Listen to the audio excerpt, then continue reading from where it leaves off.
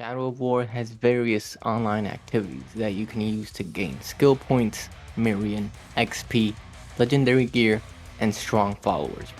And while the game provides explanation to most of these activities, there are still a few things that the game does not go into too much detail about. So in this guide, I hope to provide an in-depth look into online sieges, online vendettas, and online fight pits respectively, as well as give you a few tips as to how to get the most out of them as efficiently as possible. Before we begin, however, you should subscribe. Not only does it help out the channel, but it also lets you stay up to date with any new guides or videos I make in the future. There are 3 online modes in Shadow of War. These are Sieges, Vendetta, and Pit Fights. These will all be unlocked after conquering your first fortress. All of these modes will provide an excess amount of mirian XP, gear, and captain upgrades. Not to mention, they further expand your gameplay experience, increasing the time and features that you can get out of the game during a single playthrough. They pretty much extend your playthrough infinitely.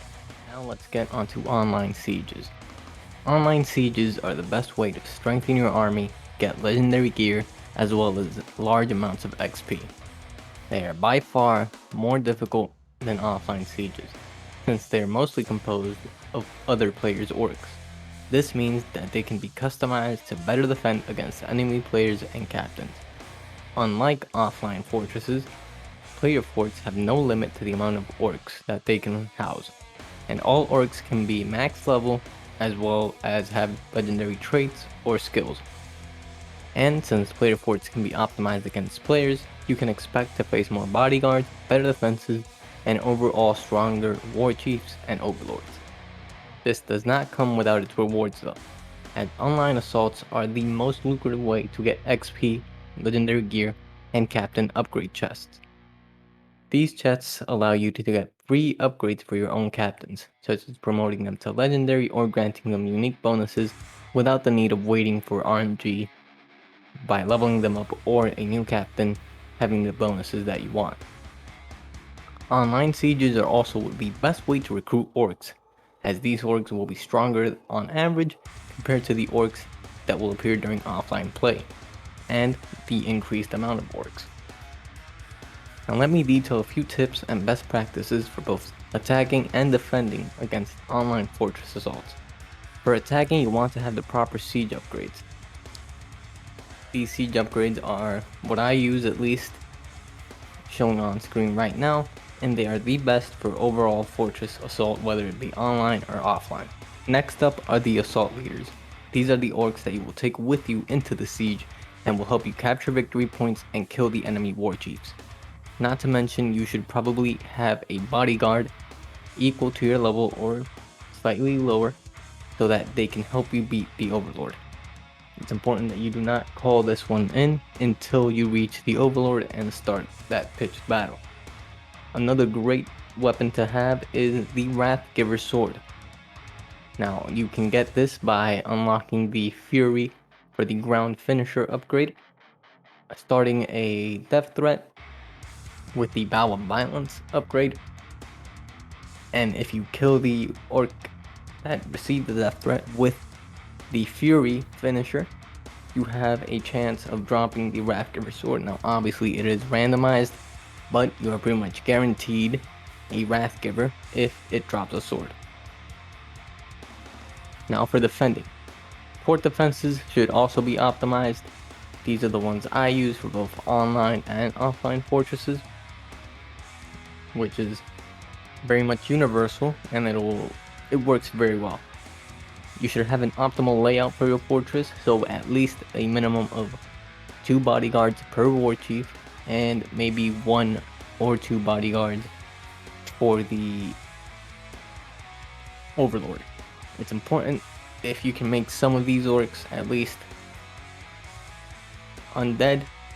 That will greatly increase the difficulty of your fort, since you can easily just steamroll a player fortress if you manage to dominate even few of their own forces.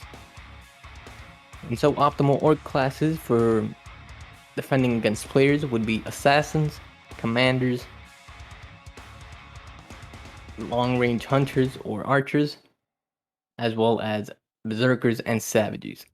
All of these classes have an increased rate of damaging players or being just very difficult or annoying to deal with. The assassin especially with their no last chance bonus. Let's move on onto online vendettas. Vendettas grant you the opportunity to avenge other players by hunting down the orc captain that killed them. You have to draw out the captain and defeat them in combat or by dominating them in order to complete the mission.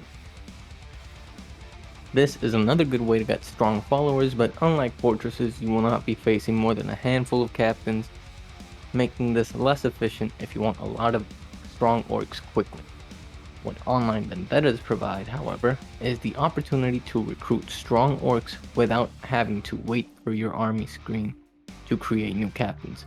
It is also the only way to obtain the legendary Vendetta gear set, which is one of the best sets in the entire game, in my opinion. Online vendettas act as random nemesis missions that will spawn and despawn throughout your world.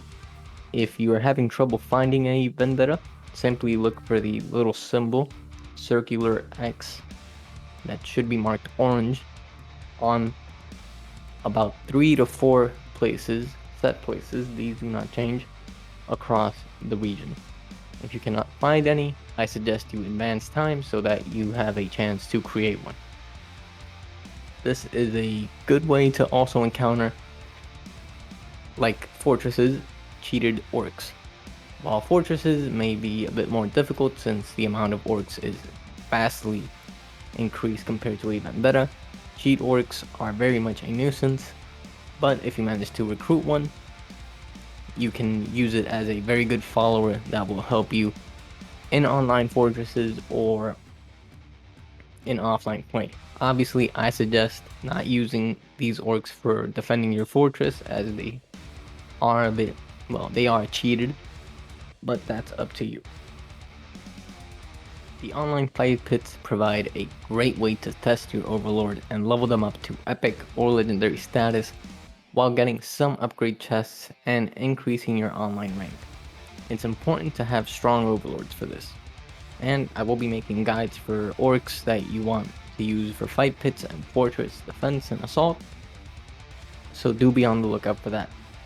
Fight pits online work pretty much the same as offline fight pits, but rather than giving you skill points or mirian, you will pretty much be getting upgrade chests, online experience, and the legendary or epic bonuses for your orc. There are about 5 consecutive wins that your orc needs to get in order to increase on all of these or gain these benefits. You can lose your orc, and if you do lose your orc in online ranked play, it will be lost forever. While you will get its gear, it's obviously no replacement for the overlord itself if you have a very strong or you're attached to your overlord. It's important to keep a lookout for your opponent. Obviously, in ranked play, you will not be able to see their weaknesses or even appearance, but it is very important to see kind of what your overlord has, what it lacks, and keep it in mind when throwing them into the fight pits.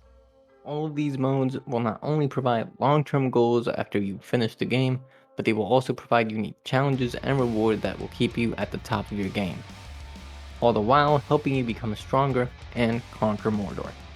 Obviously, most of these modes are, well, not most, all of these modes and rewards, benefits, challenges do require an online connection, so do be wary of that. Obviously, this guide is kind of pointless unless you're online and connected to the internet.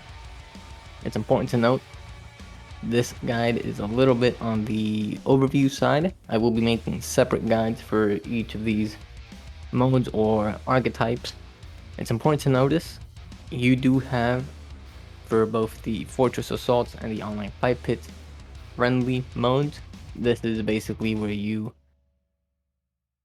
find or search for a specific player name and you can fight their orc or attack their fortress.